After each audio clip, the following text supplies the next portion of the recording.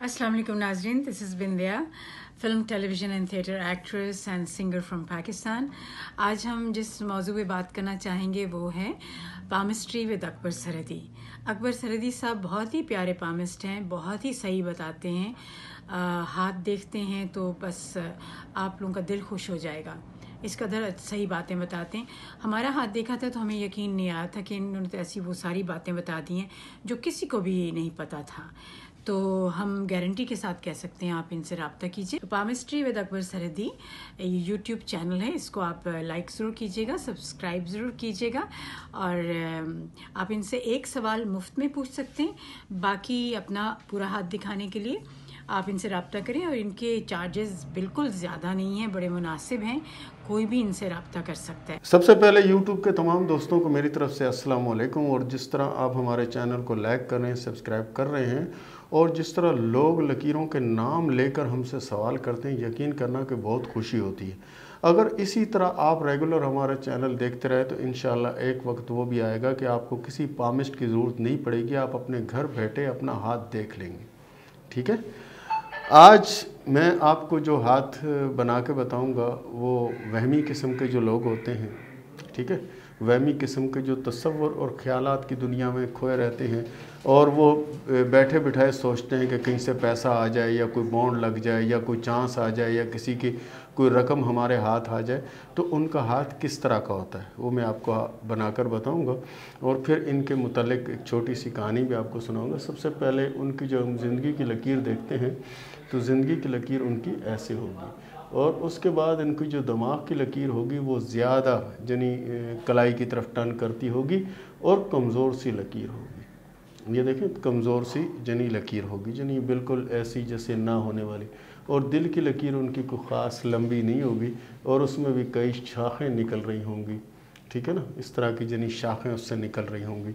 और उनकी किस्मत की लकीर भी ऐसे कहीं पे अच्छी है तो कहीं बुरी, जनी कहीं तो अच्छी है और कहीं बुरी। इसी तरह उनकी किस्मत की लकीर जनी होगी, कहीं जजीरा बना होगा, कहीं क्या बना होगा, कहीं क्या बना होगा। इस तरह हमारे एक जानने वाले हैं, उनका हाथ है ये, और उनके नाम तो मैं नहीं लूँगा कि किसी की दिल आज़ारी होगी, तो वो हर वक्त उनके दिल में यही होता है कि आज मैं बॉन्ड ले लूँ, मेरा एक बहुत बड़ा इनाम निकल जाए, मैं सेट हो जाऊँ, मैं ये हो जाऊँ, मैं वो हो जाऊँ। 24 घंटे उनके दिमाग पे ये बात सवार रहती है। इसी तरह उनको किसी ने गिदड़ सिंगी जो ना दे दी, जैसे सांप वाले आते हैं, जोगी वगैरह, ये घूमते हैं और ये लोगों को गिदड़ सिंगी देते हैं। और गिदड़ सिंगी तो हमारे माशरे में एक यानी बहुत अहम किरदार है और बड़ी मशहूर है, हालांकि उसकी हकीकत कुछ नहीं है। गिदड़ सिंगी कुछ नहीं है, सिर्फ ये मशहूर किया हुआ कि गिदड़ सिंगी आपके पास हो तो पैसा बहुत आएगा, दौलत बहुत आएगी, ये होगा वो होगा, अगर दुकान में होगा तो गाहक बहुत आएंगे, या किसी बंदे के दोस्त बहुत ज़्यादा होंगे या नए लोग उसके दोस्त बनना शुरू हो जाएंगे ज़्यादा, तो लोग कहते हैं भाई इसके पास गिदड़ सिंगी है। किसी दुकानदार की दुकान चलने लगेगी, बोलेगी इसके पास गिदड़ सिंगी है।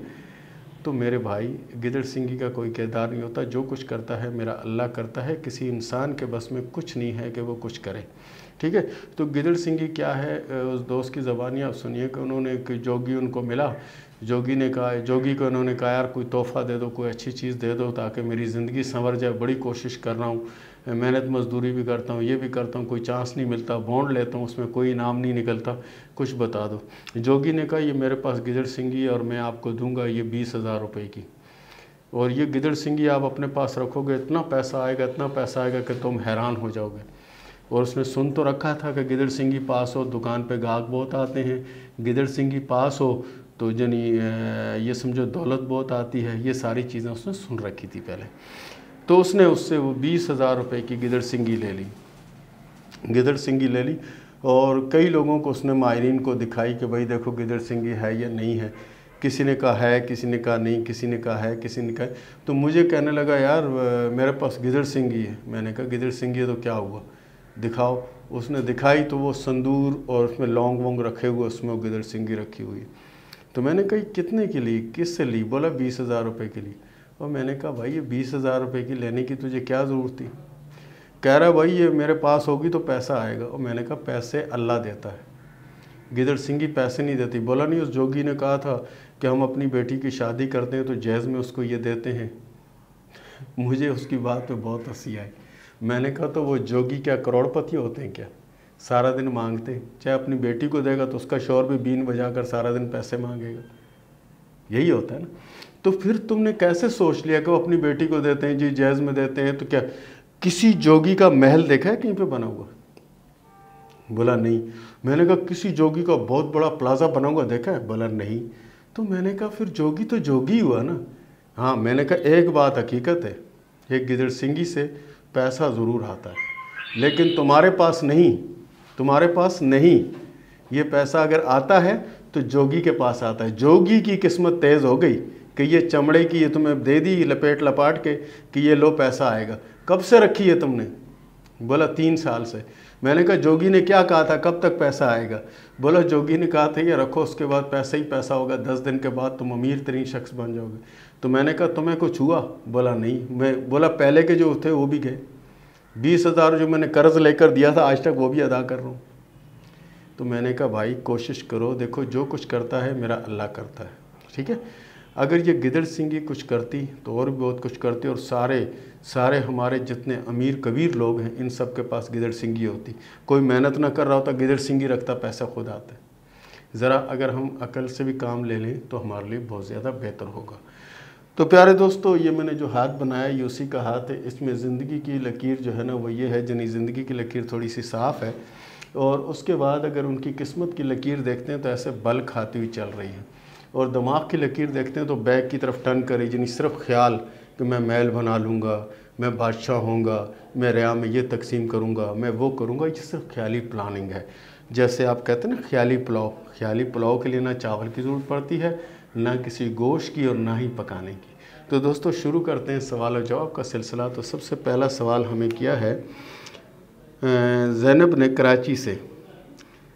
शादी के बाद मेरी ज़िंदगी कैसी होगी? हाथ की लकीरों के हिसाब से आपकी शादी बहुत कामयाब होगी, और शादी के बाद की ज़िंदगी भी अल्लाह के फजल व करम से बहुत अच्छी और बहुत बेहतर होगी।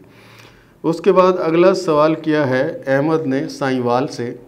शादी के बाद तलाक वगैरह तो नहीं होगी?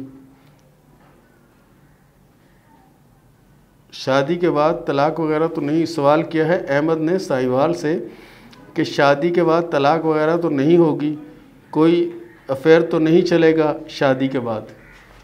प्यारे दोस्त, नेक काम करने से पहले या कोई भी काम करने से पहले आप पहले ही उसके बारे में अच्छे अल्फाज ना बोलें तो वो कैसे सही होगा?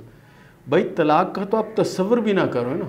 आप ये सोचो कि आपके हाथ में लकीरें बहुत अच्छी हैं, बहुत बेहतर हैं, लेकिन अपने मुंह से ऐसे अल्फाज नहीं निकालते, ठीक है। और शादी आपकी कामयाब रहेगी, ज़िंदगी अच्छी गुजरेगी। अफेयर वगैरह की कहानी जो ना मुझे नज़र नहीं आती। उसके बाद अगला सवाल किया है दाकिश कुमार ने सजावल से। मेरी किस्मत कब खुलेगी? जिस काम में हाथ डालता हूँ उसमें नाकामी क्यों होती है? प्यारे दोस्त, किसी काम में आप हाथ डालते हैं उसमें नाकामी नहीं होती, लेकिन आप शुरू से ये सोच लेते हैं कि मैं ये काम करूँगा, इसमें मुझे ये हो जाएगा, इसमें वो हो जाएगा। क्योंकि अल्लाह ताला हमें वो देता है जो हम गुमान करते हैं, जो हम सोचते हैं वो अल्लाह हमें नहीं देता। तो आप अच्छा गुमान रखें, आपकी किस्मत बहुत अच्छी है और आपके नसीब में दौलत भी है और हालात भी बहुत अच्छे होते हुए नज़र आ रहे हैं मुझे, लेकिन गुमान अच्छा रखें। उसके बाद अगला सवाल किया है मकबूल ख़ान ने बम्बई से। मकबूल ख़ान ने सवाल किया है बम्बई से, दौलत आएगी या ज़िंदगी में इसी तरह परेशानी रहेगी? प्यारे दोस्त, आपके हाथ में कामयाबी की लकीर काफ़ी लंबी है और 2020 में आपके पास दौलत भी आएगी, आपको कामयाबी मिलेगी और ये 2 और 3 साल आपके लिए अल्लाह के फ़ज़ल से बहुत अच्छे और बहुत बेहतर होंगे। उसके बाद एक रूटीन के हिसाब से आप जिन्हें आगे बढ़ते चले जाएंगे और बहुत आगे तक जाएंगे। उसके बाद सवाल किया है शहराज अली ने फैसलाबाद से। दुबई से आया हूँ, वापस कब जाऊँगा? जब आपका दिल चाहे चले जाएं। आपके हाथ में तो सफ़र की बेहिसाब लकीरें मौजूद हैं मेरे भाई। ये तो आपके ऊपर है कि आप कब जाना चाहते हैं। जब चाहते हैं आप जाएं, सफ़र तो आपके हाथ में है। उसके बाद अगला सवाल किया है हसन शाहिद ने फैसलाबाद से। शादी के बाद की ज़िंदगी कैसी रहेगी? किस्मत के हिसाब से पैसा कितना आएगा? प्यारे दोस्त, आप मेहनत शुरू कर दें, अल्लाह के फ़ज़ल से आज से ही पैसा आना शुरू हो जाएगा, क्योंकि आपको अल्लाह ताला ने दिमागी लकीर बहुत अच्छी दी है। और दिमागी लकीर इतनी अच्छी है कि यकीन करें कि आप कोई भी काम करें उसमें अल्लाह ताला आपको कामयाबी देगा।